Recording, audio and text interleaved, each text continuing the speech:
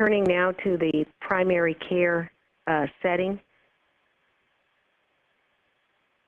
Since children often have yearly physical exams, and since those physical exams are now recommended to assess and counsel on physical activity, we saw that this was an important area for us to evaluate the potential to increase physical activity among children and youth.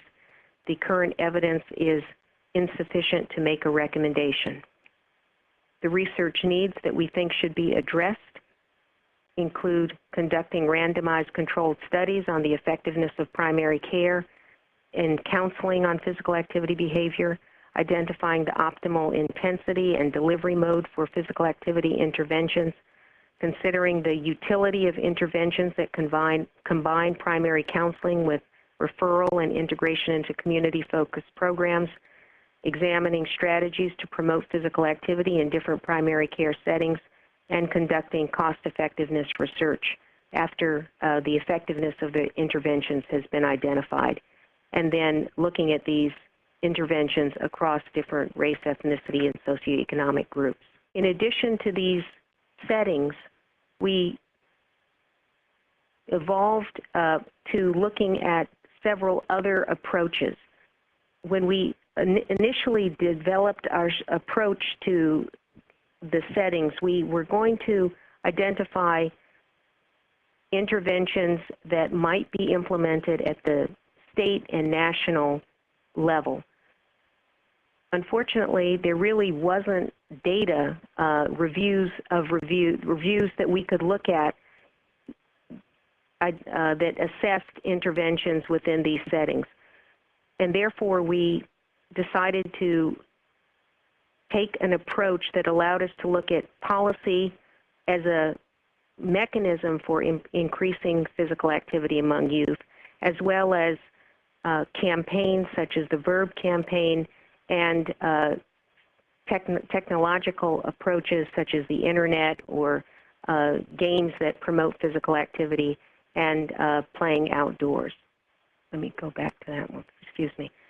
With regard to the policy approaches, most states do have mandatory PE for students, but the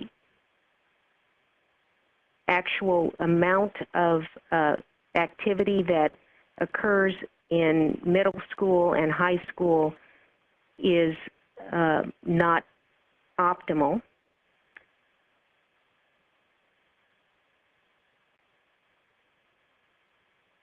The VERB campaign was a campaign that occurred between 2001 and 2006. It was a national campaign.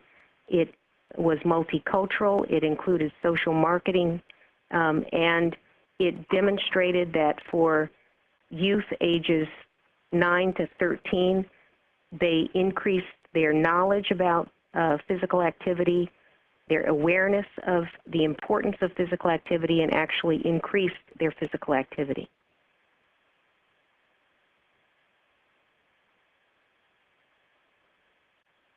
With regard to technology-based approaches, the science is emerging and evolving rapidly, and we think that this is an area that requires ongoing monitoring.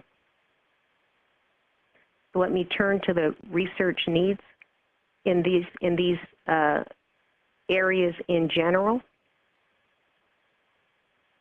Long-term assessment and rigorous evaluation of intervention policies and programs across the settings that we evaluated is warranted. In addition, research comparing intervention effects with a variety of demographic, geographic, health status, racial and ethnic and socioeconomic status groups is important going forward. Research in the community, family, and income and primary care settings is a strong that be carried forward is a strong recommendation of the subcommittee, and further examination of behavioral theories that underlie the interventions that will lead the strongest effects in youth is a strong recommendation by the committee. There are a number of limitations in the study and the report. Since we used a review of review approach, individual studies were not examined, and therefore we cannot make comments about the contributions of the individual findings of those studies. We looked at peer-reviewed literature only, and therefore literature such as IOM reports or in many times policy studies were not included in our review. We were not able to look at specific theories that could be identified to potentially support the effectiveness of interventions. We were not able to comment on the external validity, and some strategies could not be addressed because they were too new and therefore had not been the subject of a review or multiple reviews. The report went out for public comment for 30 days. We received comments from 26 organizations and individuals.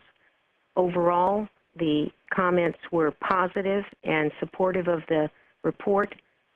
They encouraged a greater emphasis on policy change, particularly related to physical education in school, licensing requirements in daycare and child care settings, and mandating physical education within schools. There was an emphasis in many of the comments on the importance of infrastructure, particularly related to active transportation to school, and for greater emphasis on the built environment.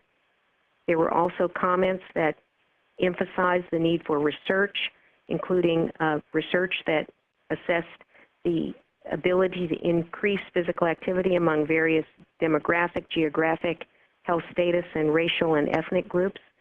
And there was a great interest in repeating the full guideline in 2018.